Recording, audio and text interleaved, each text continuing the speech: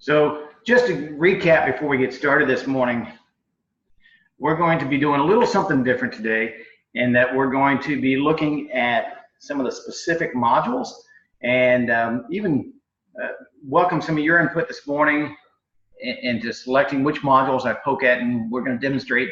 But we're going to be applying modules to existing pages.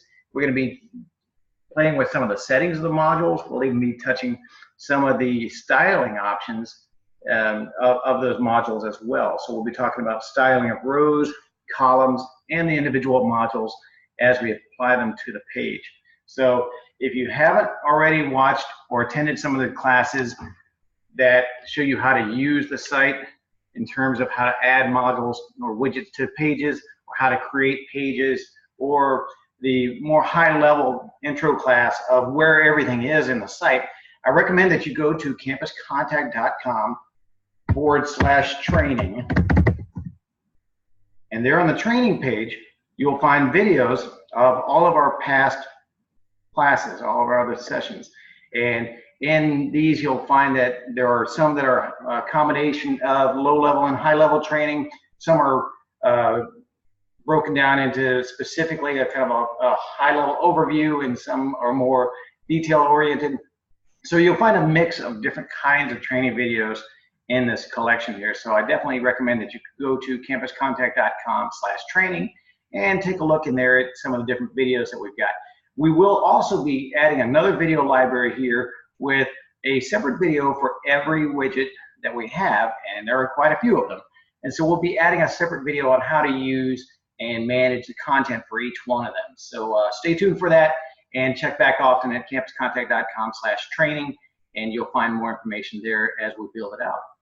In the meantime, let's go ahead and jump on in. And so just to recap, remember that the new sites do not have a login link at the bottom anymore. We've moved that away from the old sites, or from the new sites, because in the old sites we found that the kids would just go in there and bang on it too much, and it really created a bit of a headache. By removing the login links completely, we reduced our network overhead by about 10%, and reduced our attempted logins by probably about 30%. So we've definitely taken all of those off the sites.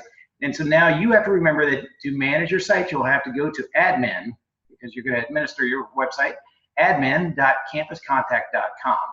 And from there, you'll log into your new website. So I'm going to do that with our demo account.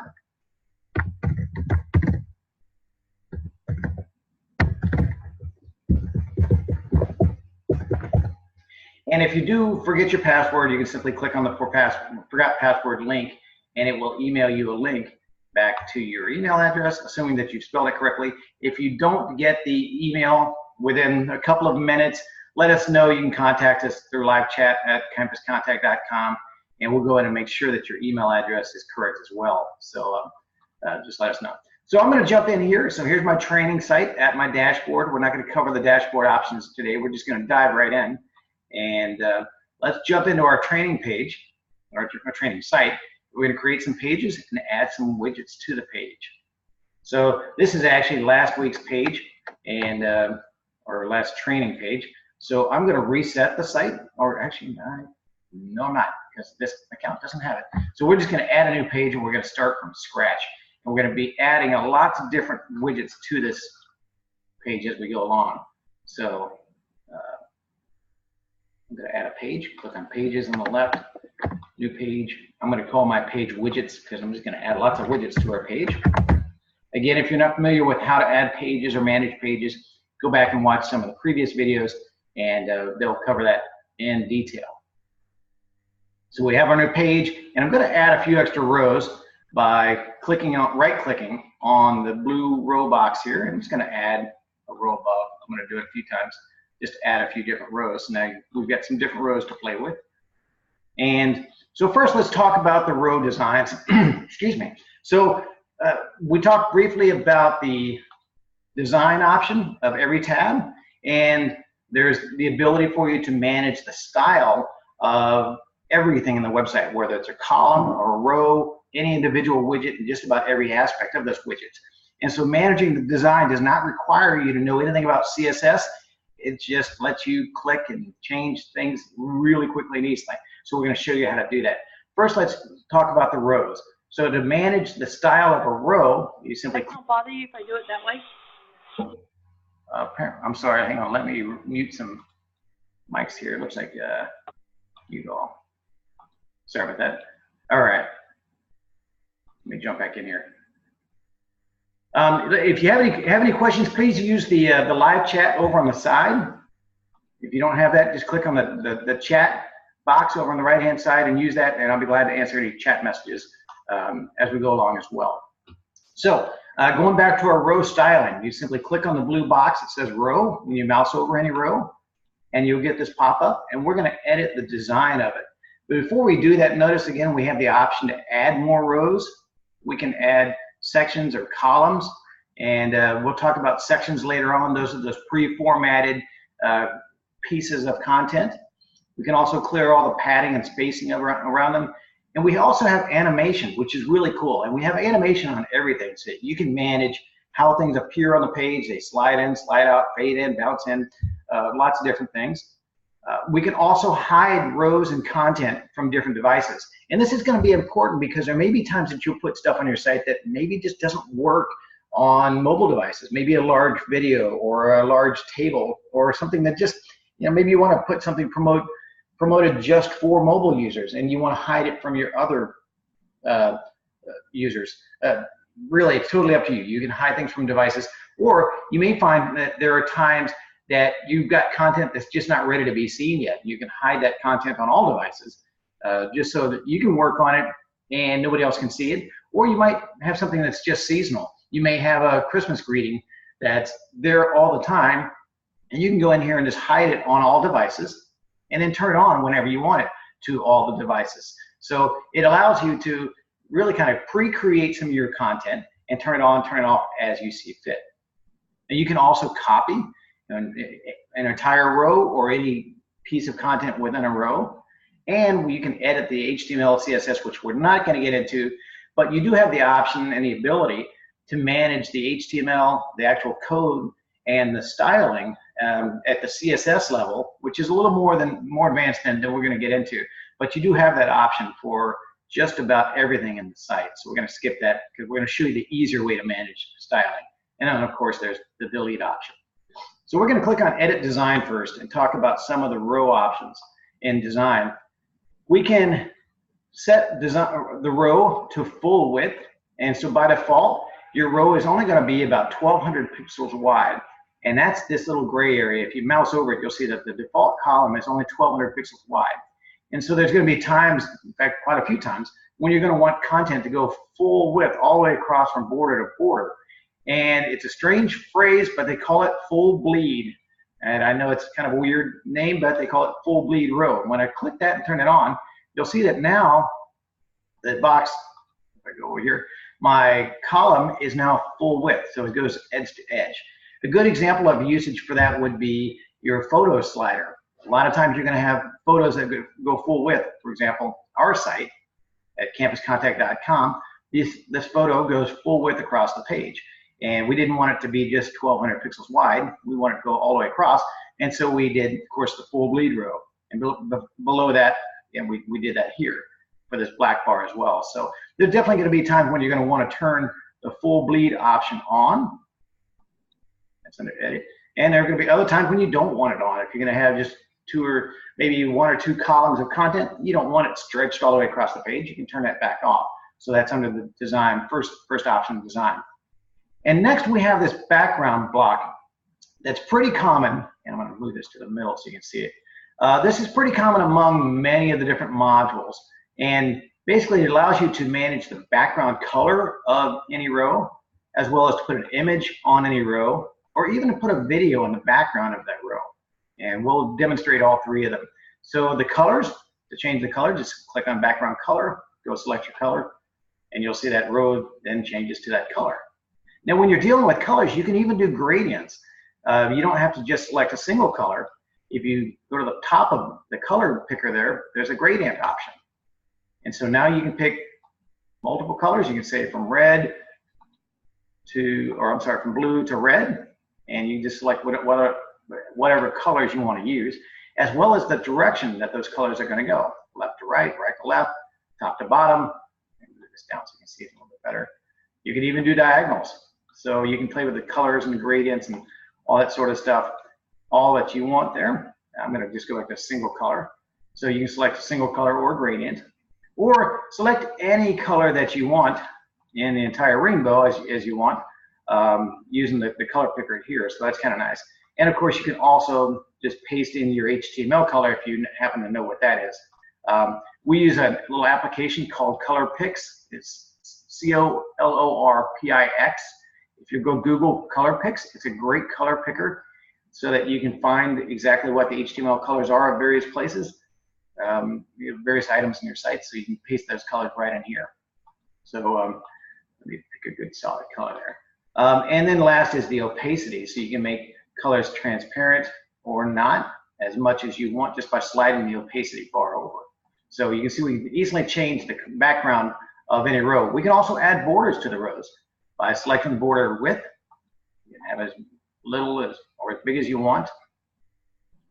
And likewise, color, again, we can change colors to be whatever we want as well. Just pick a color and add your borders. So you can see we have a lot of flexibility real quickly and easily of creating containers basically of where our content is going to live. So in this case, it's going to live in this one full width row. The last option is the shadow, actually next to the last. And then we can turn on shadows.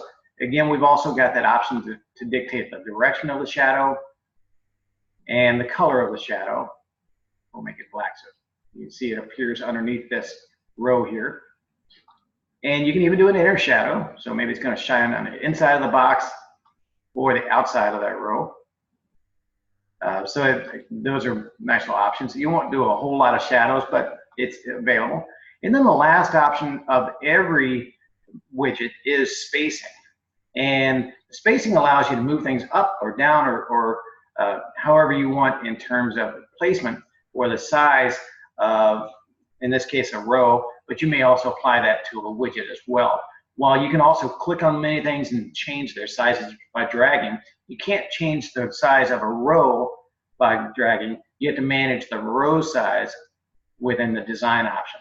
Now, there aren't going to be many times that you'll have to actually do this, but just know that if there's a little too much padding or not enough padding or whatever between certain pieces of content, you can go into the design option, go to the very bottom and click on spacing, and you can increase or decrease the vertical or even the horizontal padding or spacing as you see it fit. That's one of those options it's there, it's available for you if you need to use it. Most people won't. It's really kind of for the nitpicky designer folks like myself. So we've added some color to it. Let's go add an image instead.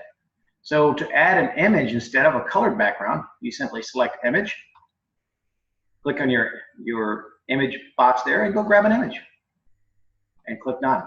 And now you'll see that image is added to the background of our row. I'm going to make this row a little bigger so we can see it.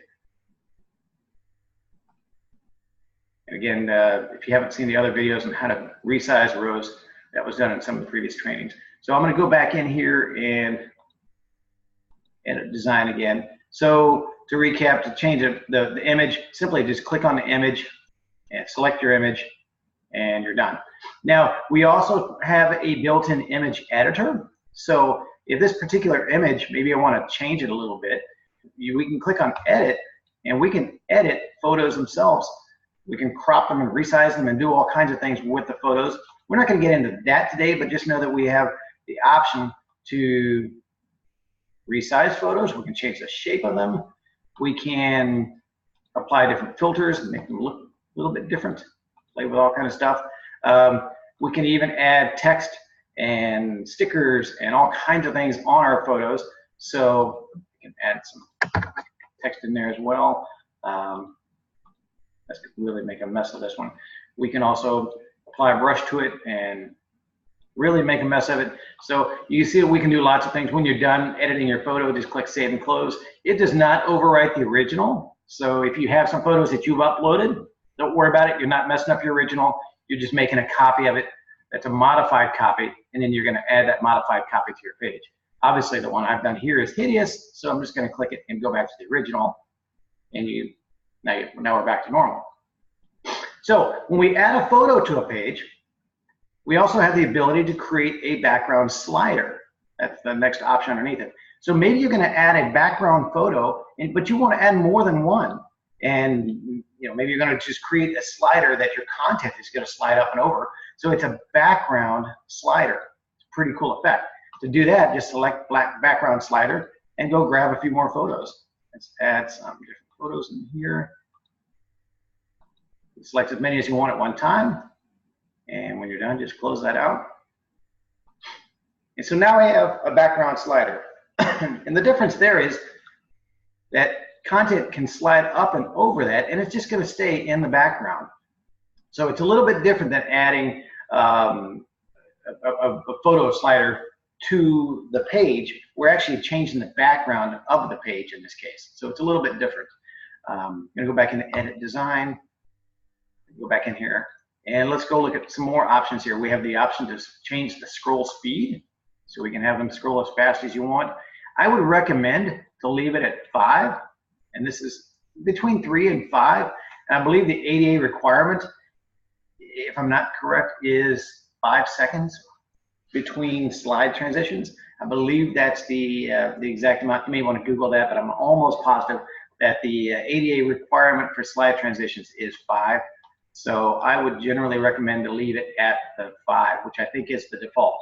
So again, if you're going to do any kind of photo slider, whether it's a background slider or using the actual widget, make sure that you leave the scroll speed at the default, which is the ADA compliant scroll speed. A little below that, we have the option to change really kind of how you're going to view that image. Is it going to cover the full page, or are you going to see the full image?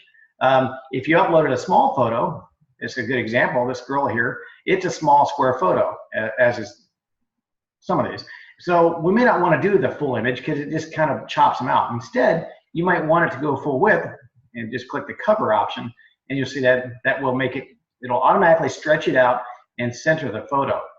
Now there's going to be some photos that are a little off center, and you can change the position. So we can move some photos around. That was kind of subtle there. We can change the position so that we can see the right parts of the photo. We can also tile the image, which is probably more useful if you're using some kind of small texture that's a repeating texture. Not gonna be times you'll use title and or tile. And then there's a no repeat option, where if you're just gonna have one single image for whatever reason and you don't want it to repeat, you just want it to go through them all and stop, you can do that as well. Most of the time, you'll just leave it on the cover option and just leave it at the defaults. Now, you can also turn on an overlay, which is kind of cool. If you have a specific color set for your site that you really want to stay with, in this case, the top of the bar is yellow. Maybe I want to stay with a yellow kind of overlay. So I can select a color, and now all of my photos will have a slight yellow tinge to them. So it just puts a slight overlay, a little tiny translucent overlay of whatever color you pick. And it may look weird with these particular pictures, but if you think about the way your site is, and if you're really into colors, then you can keep whatever photos you've uploaded in kind of the same color palette as your photo or your site itself. So it's kind of a cool effect to be able to just put a slight overlay on top of all your photos.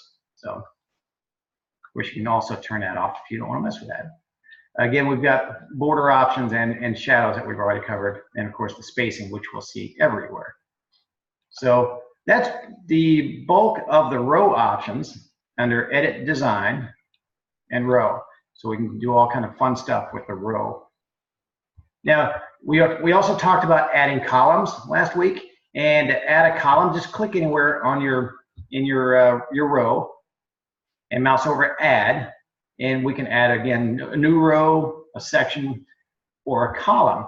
And so we can add a column just by clicking on Add a Column. And you'll see now we've got an additional column. So by default, it had one because we played with it earlier and made it wider. Now I can add another one.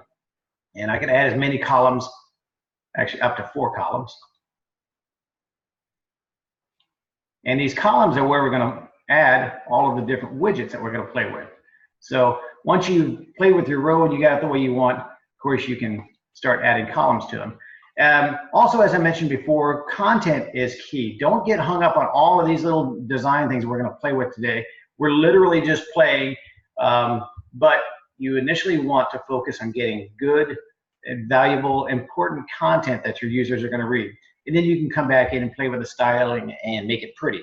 Some folks get hung up on the pretty stuff first, and they don't really make any progress in their site in terms of content or something that's usable for the end readers. So again, put style and the pretty stuff last. Get the valuable, important information up there first, something that users are actually going to be able to use, and then you can go back in and make it pretty. So we got our new column. We're going to go in and add some widgets to it. Just to recap widgets, click on the left-hand side, and all of your widgets will show up, and you can drag them to the page. Whichever one you want, just drag it out to the page. Or, like I often do, you can right-click on any empty column, or it doesn't even have to be empty. Just right-click on any column and go to Add a widget below, and then you can select whatever widget you want to add. So by default, it has text, images, buttons, and icons. And if those aren't the widgets you want to add, you can click on More Widgets, and it's all of the same widgets, every one of them that are in the site. It's the same as having clicked on the left-hand side to add a widget. So it's really a matter of personal preference, but there are two ways to do it. I personally find that it's a little faster if I'm just adding a whole lot of new stuff to a page to right-click right where I am, go to Add, Widget below, and it does jump away from me sometimes, and then add your widget. So we're going to add a whole bunch of widgets to our new page here, and let me get rid of this funky little row because these colors might throw everybody off. I'm just going to start with a new clean row. Let's start adding some widgets to our page. So we're going to go to Add, Widget below, and let's start with our text. So your text, this is your standard WYSIWYG text editor. It's got a nice, simple, clean text editor bar and has all the familiar options that everybody would know about: bold, underline, italics, the color options for your text that you add, the font sizes for your text, as well as the font style, the font family. There are hundreds of them in here, so you can scroll through here. This is actually the entire Google font collection, so there are a whole lot of fonts available for you to play with. So don't go too crazy mixing up fonts. I would really recommend that you never have more than 3 font styles on a single page. In fact, I would carry those 3 font styles throughout the entire site for consistency. Don't get crazy with it and doing a bunch of different Mickey Mouse fonts all over the place, because it does make it difficult for your users to kind of follow. It just gets to be a little distracting. So when you find 3 that you like, stick with those and just add them as you see fit. You also have the ability to change the weight of the font, and that's going to be the boldness of it. So by default, you'll have normal or semi-bold or really bold, full bold. Most folks just leave it on normal. Then is the alignment. Of course, you can do left align, right align, or align center, or justify it fully across. As well as the line height, you can manage the height. So if you're going to have a long paragraph of content, you can manage how high you want it. And you can build in links for everything. Oops. So, let me go from there. All right, so with links, we're going to talk about links, and links functionality is all over the site. You're going to see that you can link photos, and we actually even have a links widget. But we can link all kinds of things, and all of them have the same options of linking. So when you're linking anything, you can link to an existing page by clicking existing page, and it will show you all of the pages that are in your site. Or you can link to a third-party URL, like maybe Google.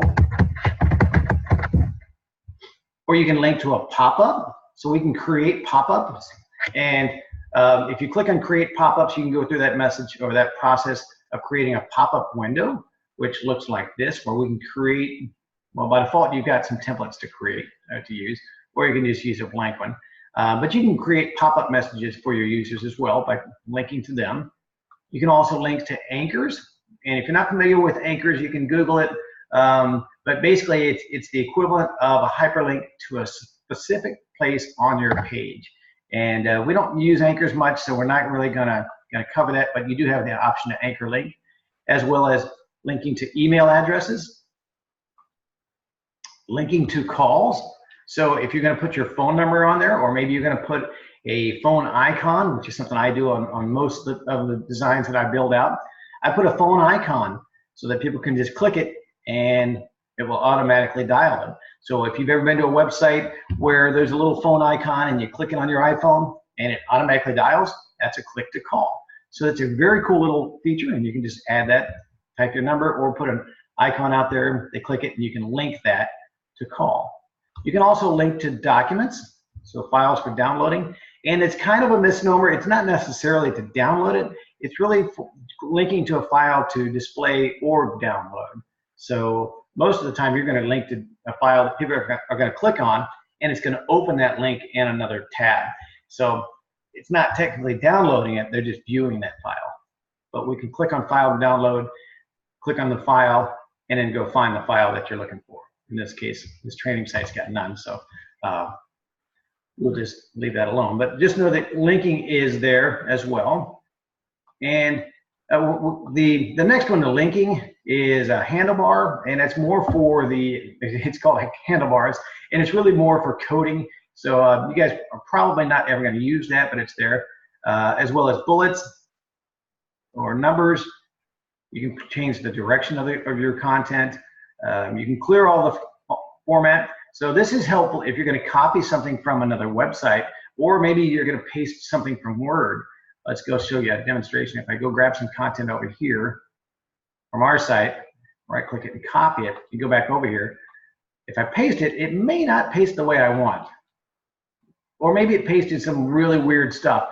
Sometimes you can just highlight it. If it really looks terrible, just go back in and clear the format.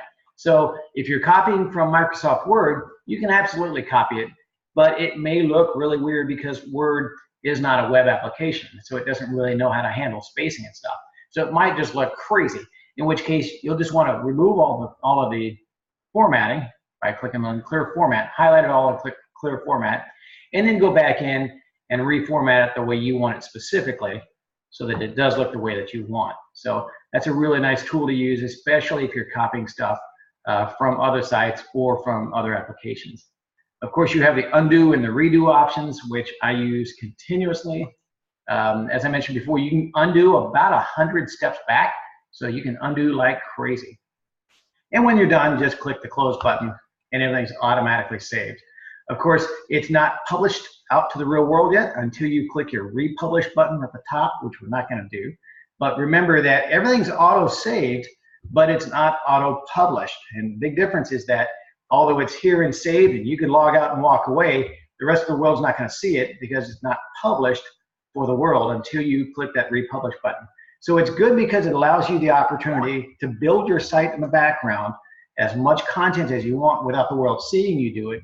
But it's kind of tricky in that if you forget to republish it, nobody's going to see all those changes, even when you want them to, until you click that republish button. So don't forget that.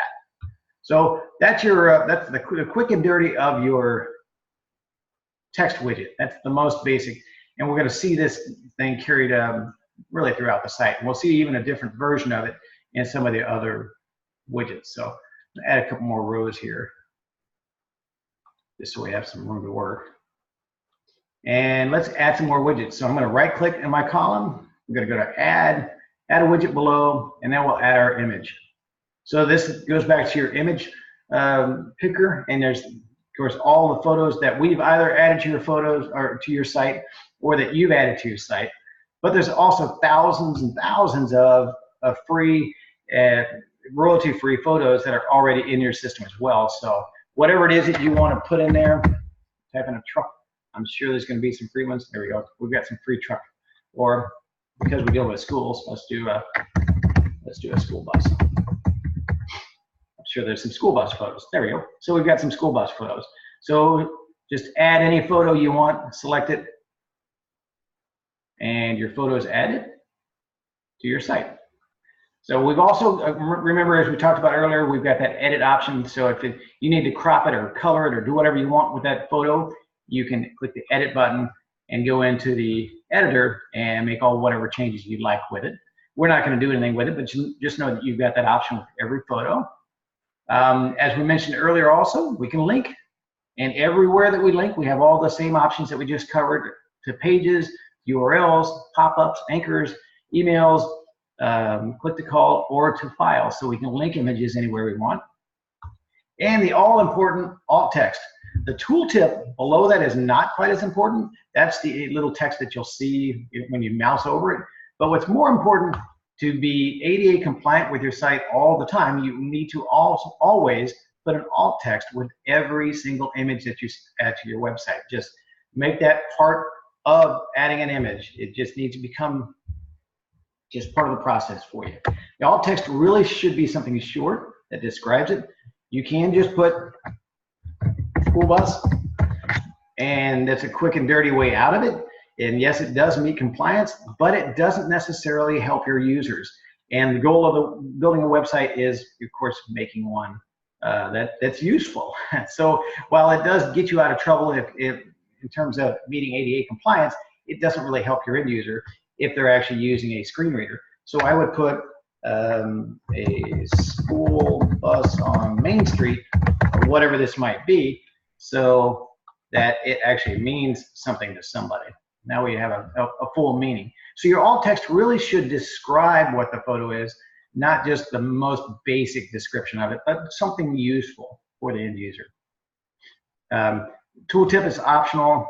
Alt text, although it is technically optional and you can close it without it, you should not consider it optional. You need to always add your alt text to every photo that you add to your site. Now we've also got the design option. We talked about the design option. On every pop-up, on every widget, on everything you have in the system, you have a design option where we can change all kind of fun stuff with it. We can change the shape of the photo. We can make it rounded or oval. We can change the width of it. Now in this case, it's already full width, but we can make sure it's full width by checking full width.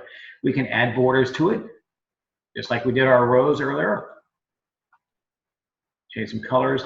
We can round the corners of them and add shadows, all the fun stuff. So you can get in here and you can get pretty crazy with your photos and adding stuff. You can even manage the effect that's going to happen when people mouse over it. Is it going to zoom out, or maybe go opaque or float or move around? Lots of different fun stuff. So here's float out, for example. So now if I mouse over this photo, you can see it's going to jump on me and kind of pop out. So that's kind of a cool effect. You can click on it, go back into design. We can, let's see, move it around, grayscale. That's kind of a nice effect too. Maybe a mouse over it goes grayscale. Or maybe you've got one that's grayscale and it goes to color. Whatever you want to do with it. So you've got some options in design to kind of play with your photos and really make them do whatever it is that you specifically want to do. So you can see we can do photos. Now we can also resize our photos by clicking on putting your mouse over the photo, and you'll see these little squares. They call them anchors. They're not the same as hyperlink anchors on a page, but they're just called anchors as well. And just like in PowerPoint or Word or many other applications, you can grab these anchors and move things around. In this case, I'm going to grab the bottom right one and make it smaller. So you can make it as small as you want, or as large as you want. Now the photos do keep their proportion by default. So you can't just make it really skinny, you can't make it really wide without changing the entire proportion of them. That used to be an issue in the past where if you had a photo of a person and you grabbed it by accident and you made them really skinny or squished them up or stretched them out, it got really funky.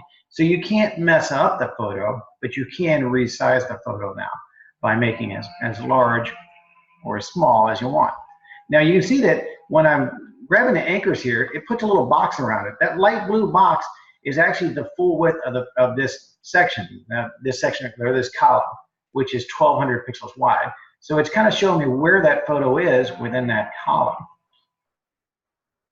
And the reason for that is I can move my photo anywhere within that column, left or right. Now, of course, it's not going to go outside that column because that's as wide as this row will let me. But we talked about row, we can make it full width, of course, if we wanted to go full width. So we could then drag the photo the entire size of the page as well. So we could make it just massive if we wanted to. So that's a good example of where that full bleed comes in. I'm going to go back and turn that off, and you'll see the option change there. And now it's going to kind of put it back in within that that 1200 pixel range within that column. So you'll be dealing a lot with columns and rows. So that's our photo. So we added a photo, we added some text. Let's go add some more stuff. I'm going to right click on our empty column, go to add, widget below. We're going to add a button this time. And buttons are already pre-styled by us.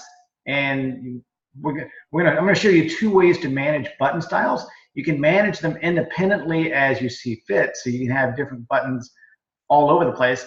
Or you can just use the default that we've designed for you, which is managed actually in the design settings. And that's the one area I don't want you guys messing with. But that's over here on the left-hand side. I'm not even going to show you. But this is what we use when we initially set up your site and design your site. We set up how the buttons are going to look and the general look and feel and function of a button.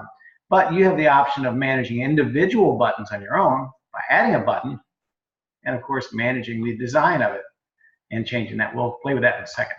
Let's go set up our button. So when you add a new button, of course, you can add text on your button. Click on my shiny new button.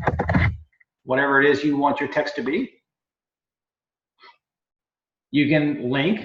So we know what links do. Links go to pages, URLs, yada, yada, all the different options. So we can link our button anywhere we want it to go.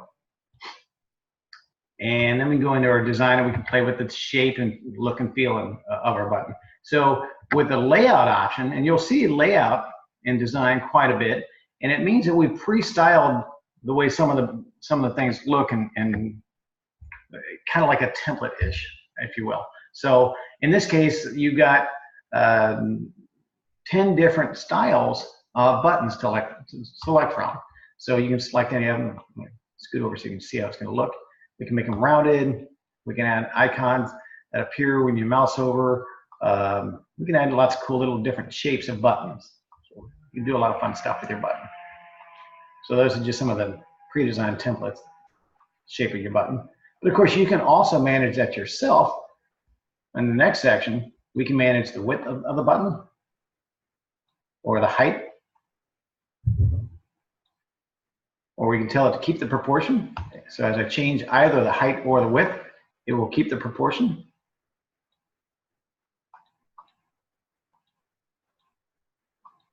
We can uncheck that and change each one of them individually as well. A little further down, we can even manage the background of the button. Of course, we can change the colors of the buttons and the borders of the buttons. We'll add a big, I don't know, green button, a border. But we also have more options. And so this is how your button would look by default. What's going to happen when they mouse over it? That's called the hover effect. So some people call it mouse over. It's actually technically in the computer world, in the web world, called a hover, which is when you put your mouse over something, what's it going to do?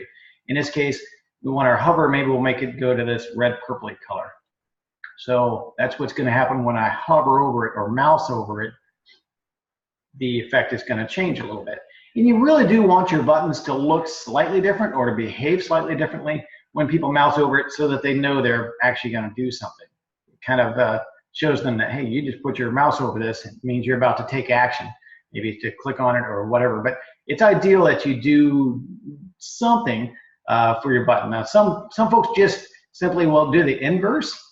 So in this case, it would be color and blue, because above that, I've got my background color by default is dark blue and my border is green. So when I mouse over, my hover color would be green and my border would be blue. And that inverse is pretty common. It's a very common effect for buttons. Just lets people know that, hey, you're mousing over this button. But of course, you can do anything you want with it in terms of colors. You can do rounded borders. Of course, we already selected a rounded button by default, but you can round them even more if you want, as well as turn on the shadow. I personally like shadows on buttons, but that's definitely a personal preference for you guys. So we can add colors to our buttons, but we also have the image option. So if you want to add an image to a button, by all means, go right ahead. You can select an image. And when you add an image to a button, you can even decide the placement of a button. Maybe you want to see the bottom of the bus or the top of the bus. That makes a very cool button. Maybe we're going to have a button for bus routes.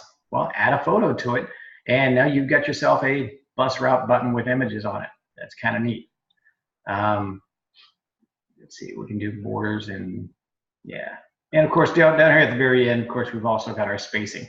So you can manage the top, bottom, left, right spacing or padding of your button. And we're not going to get into that spacing stuff, but just know that it's everywhere as well.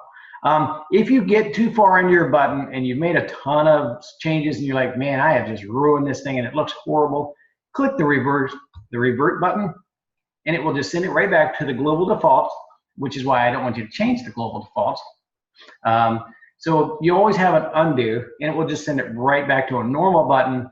So if you really mess it up, don't worry about it. Hit that revert button and option, and it will bring it right back to where it was. So adding a button is real easy. So we've added our button, we've added our photo. One more thing about this is we've got the content when you click on anything and the design option when you click on anything, but there's also a little bit of gear option over here on the right. And that little gear option allows you to delete it down at the bottom, change the alignment left and right, as well as the animation. So we can bring in our button and we can have it fade up from the bottom or in from the left or the right. We can bounce that thing in there. We can bounce from the left. So we can do lots of really cool, fun stuff. Don't go crazy with animations and have everything on your page moving around. It can be very distracting and really just become annoying. Also know that the animations don't show on most mobile devices, and that's just because it would drive people insane to pick up a cell phone and have stuff sliding and bouncing and moving all over the place. So when you're building your animation stuff, if you're adding animation to either a row or a specific widget, know that you're only going to see that animation on your desktop. You may see it on some tablets. I've seen it actually on some of the Samsung tablets, but it does not work, does not display on iPads or, of course, any mobile device, as far as I'm aware. So you won't see that anywhere else. Don't think you broke it. It just doesn't, animation doesn't work on mobile devices.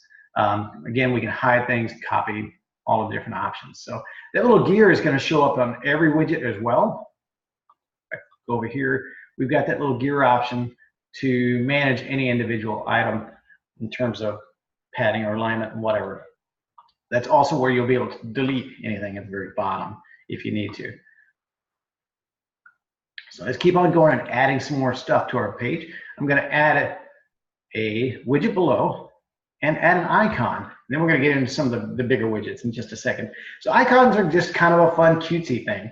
And you can add lots of icons, and there are hundreds and hundreds of icons to add. And when you add an icon, just click on the little icon image, and you'll see there's a ton of icons you can add in here. And they are grouped also. So you can select different groups. If you're doing sports, there's some sports icons and some texty icons and some different things that you can play with. So icons are kind of cool. Of course, we have the link, so we can link them to anywhere we want. An icon is treated like an image, so you always, always, always need your alt text.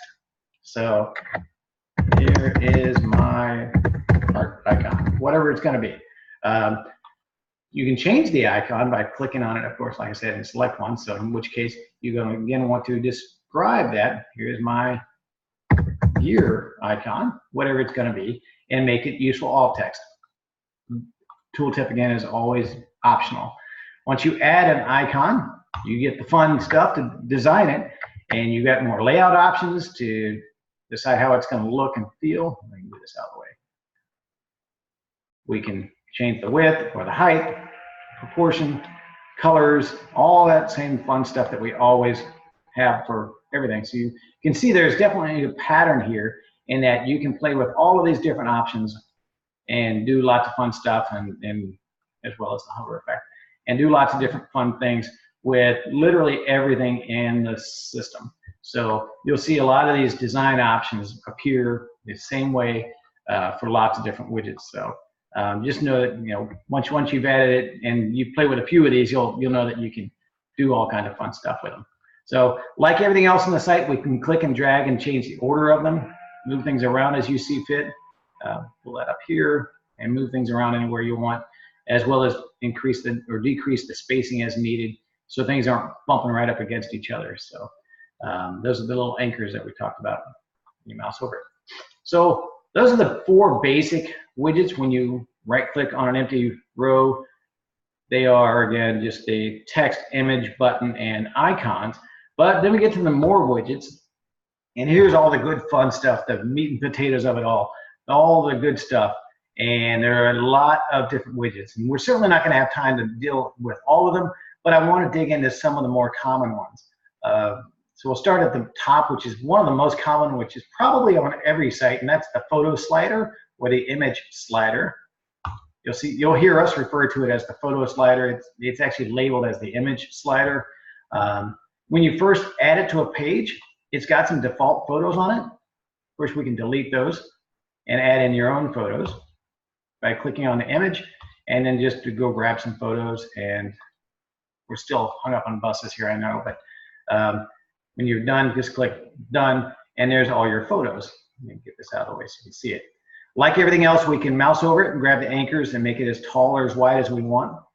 The photo slider is, as I mentioned, a really good use case for the full bleed row.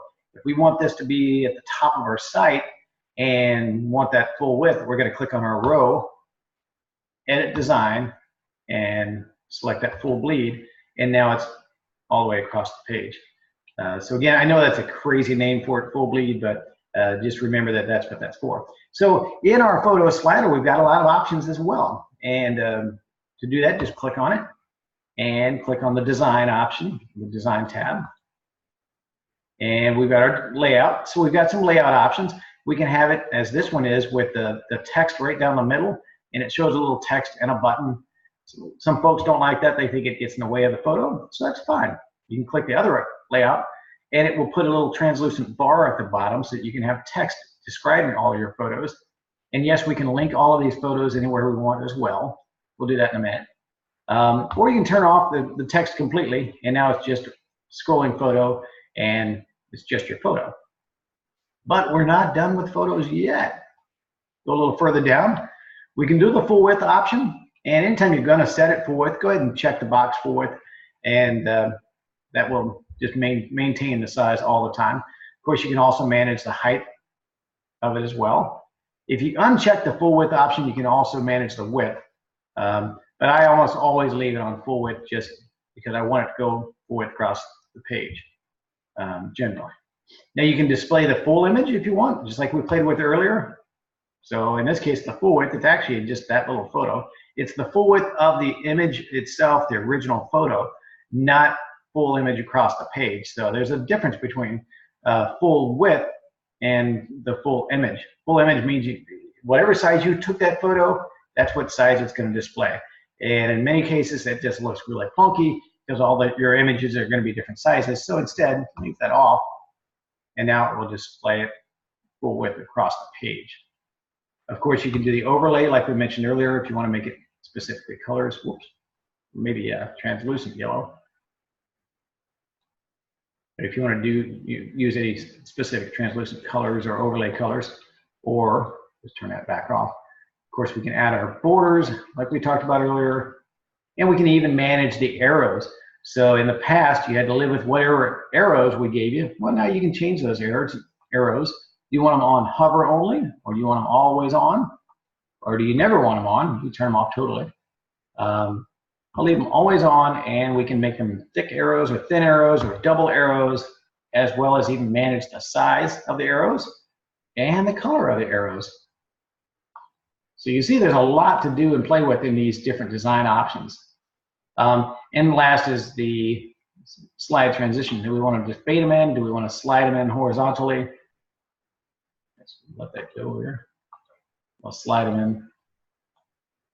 So it's just a different effect in terms of how the photos are displayed.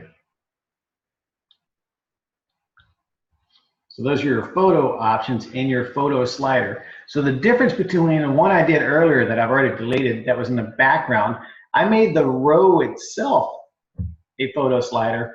If you remember, by going into the row, editing the row design, and I added images in the background there. The difference is that if I add a row, it's actually in the content, it's in the background, so I could actually put content on top of that as opposed to the way, there it is. Let me show you the real difference, because that kind of confuses some people. They were wondering about the background photo slider versus the actual photo slider. So the actual photo slider is a widget that we put in a column, in a row on the page. The other is in the background, and I can still add a widget on top of that, because you can see it's still just an empty row. And on top of that, I could then add, I don't know, another image, just for sake of demonstration. We'll add some kids on top of that. So now we've added a photo on top of a photo, and the way we did that, of course, was that the background is done at the row level, and then we added a widget on that row. So this widget could have, of course, been anything. It could have been another photo slider. And a good example of that would be, let me show you an example of where that comes in handy, actually. Oh, well, okay. You have to check George County Schools. They're one of our schools that's coming up soon. And they actually have a background image of a school, one of their schools, and a foreground image of the photo slider that's changing in the foreground. And it's a very cool effect to have overlapping images, one static and one moving. And you can do that by just setting the background, which is the row background, to an image or a color, and then you put a widget on top of that. So that's kind of a fun little thing you can do. So let's go add a few more rows so we can add some more stuff. And I'm sorry I'm moving so fast, folks. There are just so many widgets in the system that we can add. And you can tell that there's a lot of different design options that we can play with here. So we're definitely running out of time, but we're going to keep on rolling with it. Going to add another widget below. Go to more widgets. And we really want to get to the links and announcements and maps. So those are the three biggies. So links, I'm going to add some links. When you add a link widget, the first thing that it does is pop up, and it wants a link title. And you can leave it blank if you want, if you don't have a title, or you can give it a title and say, these are my quick links. And you'll see it's going to be put in that title right there. Don't worry about the style of that, because we can change that in the design tab in just a minute. Next, we're going to add our links, which is below that. To add a link, simply click link and add a title. This link goes to Google. And so we know that's going to be all of the same link options that we talked about earlier. That's pretty repetitive. It's going to be a website URL, so we'll link that one to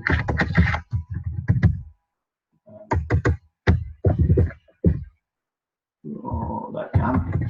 Anytime you're linking to a third-party website or to a document, always leave it in the default to open in a new window. That is the ADA compliant default, and we want that to always be the case.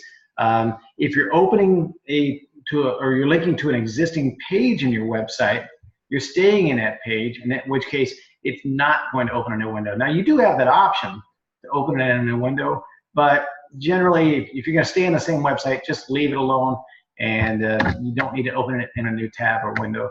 If you're going to another website or document, always leave it as the default to open in a new window. So there's our first link, and you can see over here on the left-hand side now. There's my link that goes to Google. To add another link, click on the left-hand side of this, add a new link. And maybe this is sorry, I clicked on it, and I have to add a title. This links to a document. Hopefully there's some documents in here. If I link to a document, I can scroll down and click to File for download. Again, it's misnomer. It's not really downloading. We're just linking it to a document for users to see. Let me see if there's anything in here. Are there any PDFs? No, there's not. But I'm going to go and upload a document.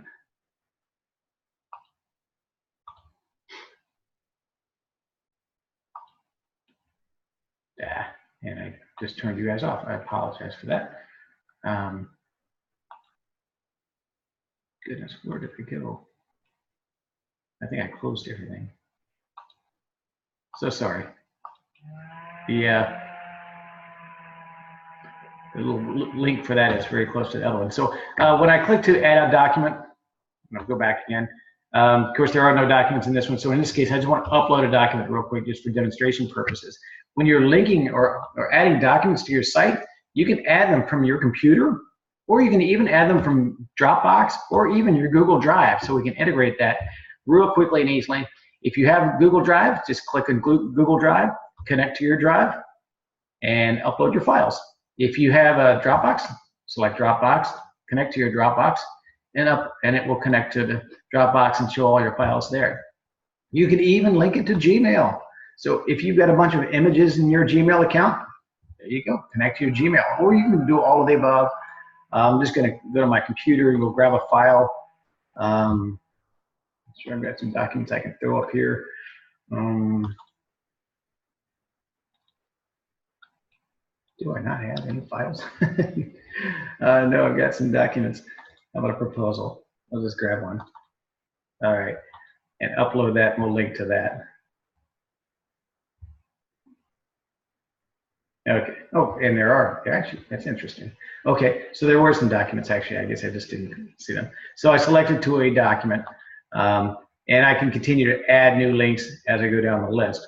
Now, by default, my new links widget looks kind of funky and boring. Don't worry about it because that's just the default setting in terms of styling, and we can change that by clicking on it, selecting the design option, and now we can change how things look. So if you want your links to be huge, your title, maybe you can make that blue.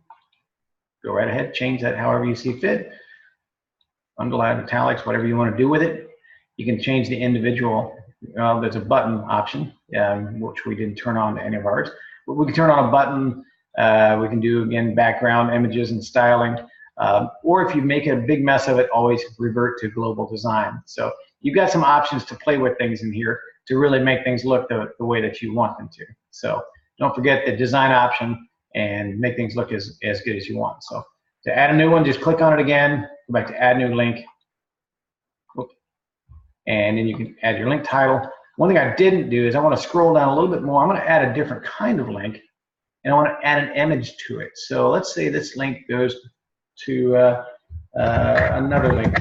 We'll link this in the campus contact. And this one's going to link to a website, just like the Google one was a minute ago.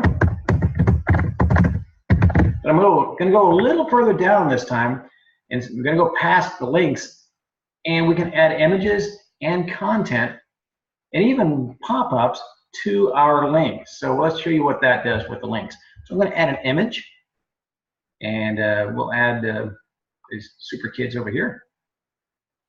So that's going to be a link that you can see. Here's a campus contact, and there's a photo. We can resize that photo, so don't worry about that.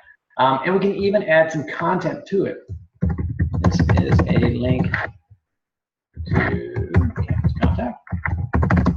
And some kids on it. Maybe you're going to have a link to a third-party website to PowerSchool. You want to also describe what PowerSchool is and even put the PowerSchool logo there. Certainly, go right ahead and do that.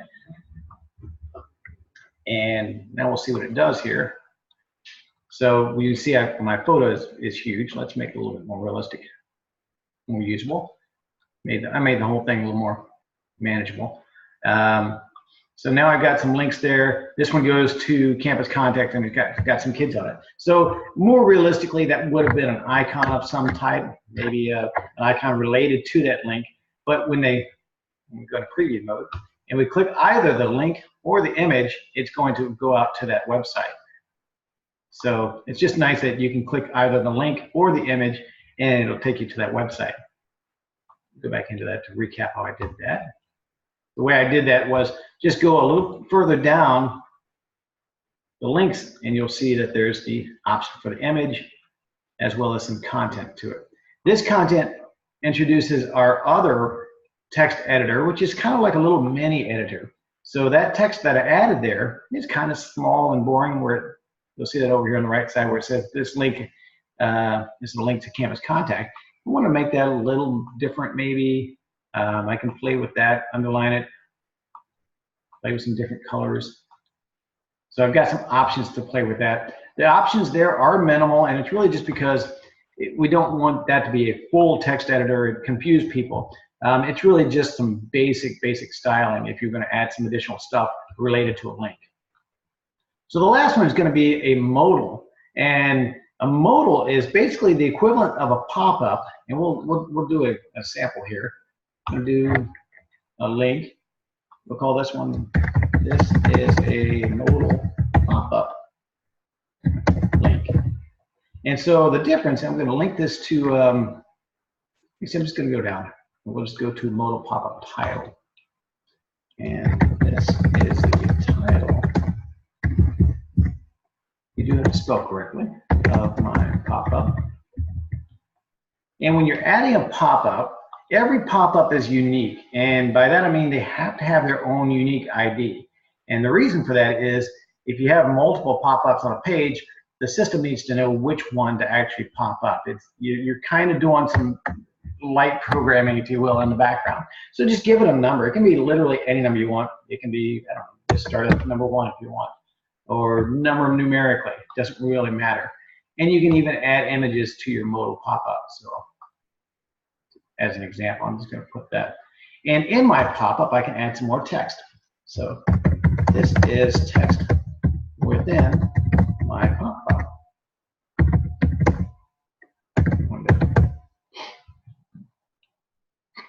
So let's see how this is going to work.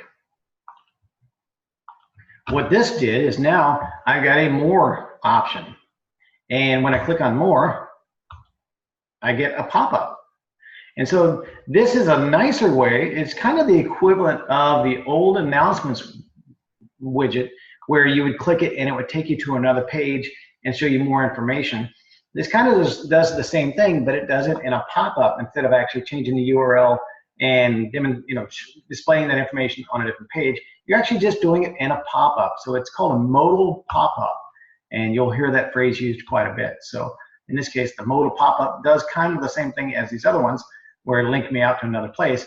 Instead, I'm just actually going to display a pop-up with whatever information I want in that pop-up. So that's kind of a cool thing to be able to do. So the links widget is probably one of the most versatile ones that in our system. It is the most equivalent to the old announcements widget. And yes, you can change the styling of that button as well in the style options.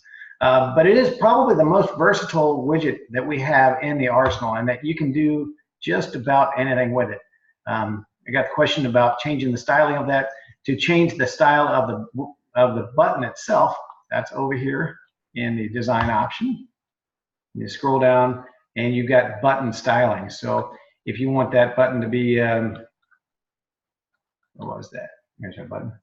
Make that button long or short or whatever text color you want that button to be. I thought there was an option for the background button. Ah, there it is. Put your button purple. So you can change the button sizes and information as well. So you can change all that kind of stuff in there. So anyhow, so yeah, the links widget, although it might sound kind of limiting because we call it links widget, it is a very versatile widget that can be used for a ton of different options because it does links, it displays photos and links those photos to wherever you want in icons. It also does the modal pop-up, which is the only widget that does that in terms of doing a little pop-up. So it's kind of a cool widget, and we use it for lots of different stuff. So you may see that as we've migrated your content over, we've used the heck out of the links widget, but we're not using it just for links. We're using it for lots of different things. So that's a really cool one. So moving right along, just because we are running out of time, and I know you guys are probably falling asleep on me, I want to go to one more widget, and actually let me open up the floor. You guys have any specific widgets you'll want me to see, or did you want me to just jump to my next one? Hit me up in the live chat if you've got anything specific you want to add to it. Any particular widgets you want me to add?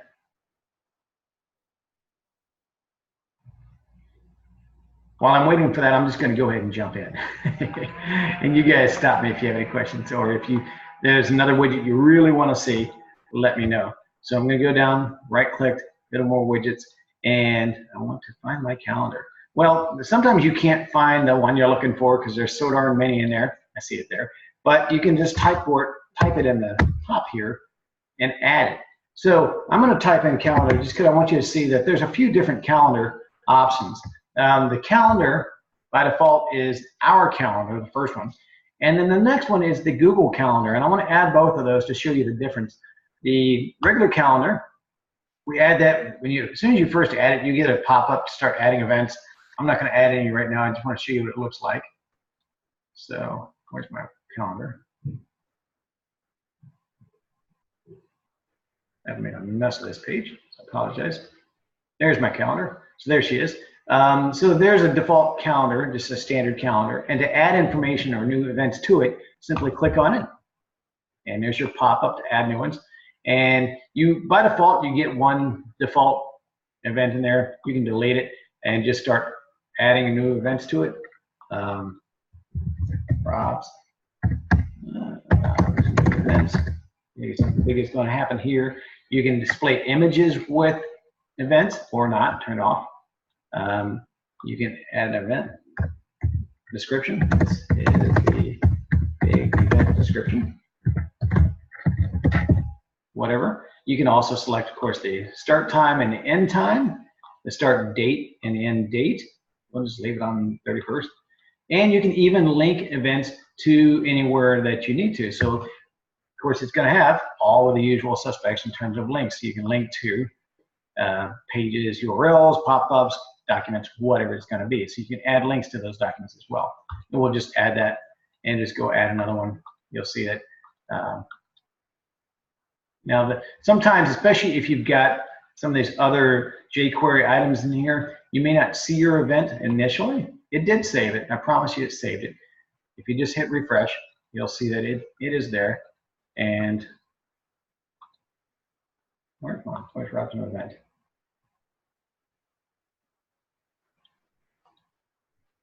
My event. I promise you it did save it.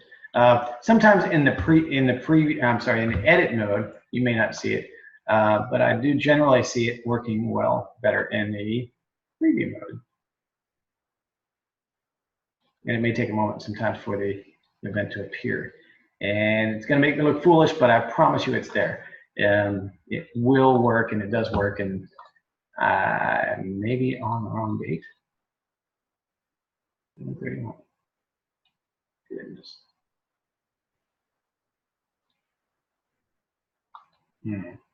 Okay. I'm not sure why that didn't work. Of course, this only happens when I'm demonstrating it, so I'm going to have to go find out what happened. So that is the basic calendar that we include, and below this I want to add the other calendar, and I'm going to right-click, going to add widget, more widgets, and select the other calendar, and that is the Google Calendar. So when you add the Google Calendar, by default, it is linked to the Yankees Google Calendar. And if you're not a baseball fan, this probably means nothing to you, and it's probably not what you want to display on your school site either, unless you're just a huge Yankee school, in which case, leave it there. It's kind of cool. But to change it and to modify it for your school, just simply click on it, and you'll get this pop-up that lets you sign into your school's Google account, not your personal Google account. Wherever the calendar is that you want to link to, you would log in at that point to that particular calendar, and it will then pull in the Google information from that calendar. Now, what's really nice about our Google Calendar that's different from any other Google Calendar is that it's not the ugly old blue Google Calendar, which most Google Calendars are. They're hideous, and they don't match anything in the universe. And you've got the option, and this design option, to change even more the way it looks. You can change the header text and colors. You can change the day of the week, fonts and sizes and colors again. You can change every day. You can even change the individual days of events, today's date and color, change the direction. You can manage the pop-ups. So as you click on any event, you'll get a pop-up. Maybe you want to change that background color to green and with a beautiful blue border on it. Whatever it is you want to do, you can change the calendar, and it's still the Google Calendar, but now we're styling Google's calendar. You can change the width and the height, and make it whatever size you want.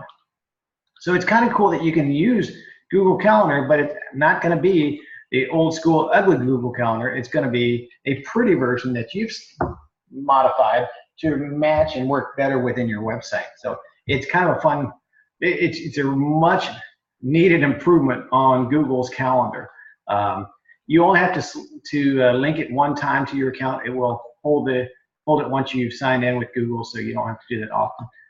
Just do it one time, and it will carry over. Now, if you're doing multiple calendars throughout your website, you will have to link each calendar, individual calendar, to your Google account, but of course you only have to do that one single time. So, so there's the different calendars, and I'm sorry for that one. I'm not sure what's going on with it. I'll find out what happened there. And just some of the other basic widgets. And you've probably seen by now that there is definitely a pattern in that all widgets, anything that you click on, has the pop-up to first manage the content of that widget, which is more important, and then to also manage the design of that widget, which is always secondary to your content. So first is content, make it important, make it useful. Secondary, make it pretty if you want to, or just leave it the initial, the defaults that are set up with the design of your site. So so there's the bulk of the widgets, or just a few of them out there, and some basic styling in terms of content. I'm sorry, in styling the rows and columns, and just some other basic stuff.